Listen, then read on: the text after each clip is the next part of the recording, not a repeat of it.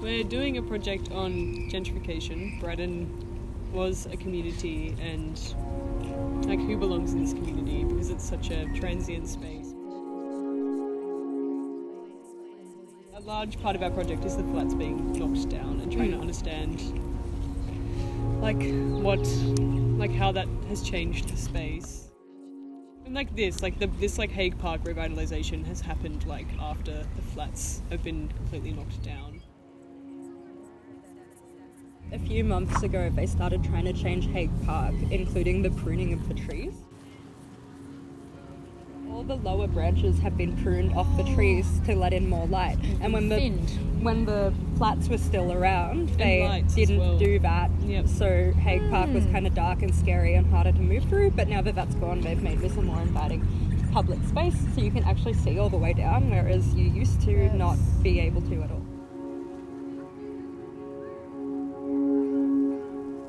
Interesting about it is that it was sort of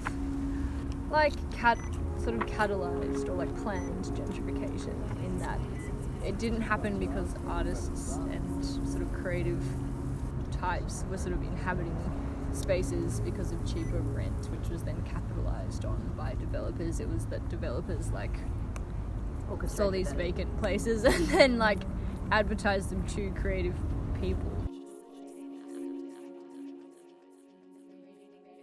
Forced or orchestrated rather than happening in a sort of organic matchup.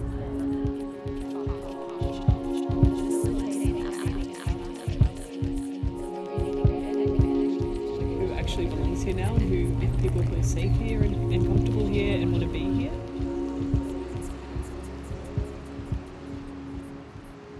Big thing with gentrification and barrio means community space. Do people who come from different socioeconomic backgrounds experience the space differently? Or feel more like they belong in the space? Because it's all about money, right? You have to kind of have money, I suppose, when you come here regularly. Our lives have completely shifted because of COVID, and I think it's for the first time that a lot of us are realising that the world is so fragile. And I noticed my mom has she has a job now, but the way she thinks and speaks about money is so different to my dad, and she always feels she never has enough, it's never enough. But I think it's because she comes from such real wartime poverty.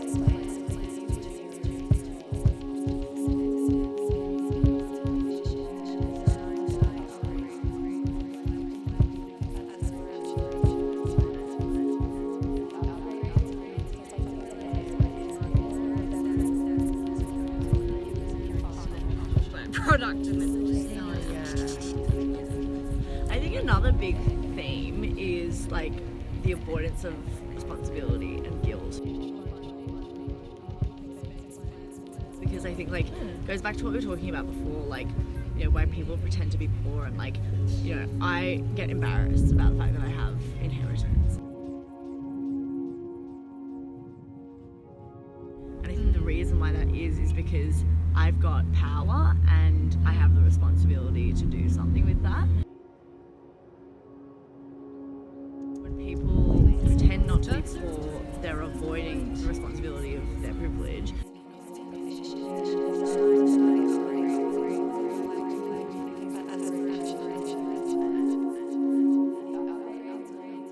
And it's the same thing as knocking down public housing, erecting really expensive nuts, apartment buildings and shit. It's pushing the problem away, and it's oh no, but we deserve this because I've worked for my money.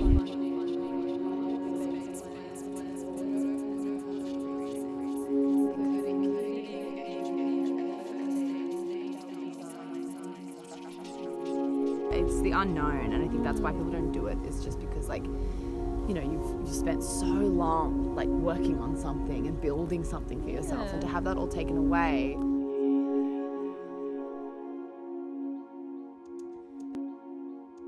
We're doing a project on gentrification in Braddon. We started by trying to define community, and if Braddon was a community and who belongs in this community. A few months ago, they started trying to change Hague Park, including the pruning of the trees.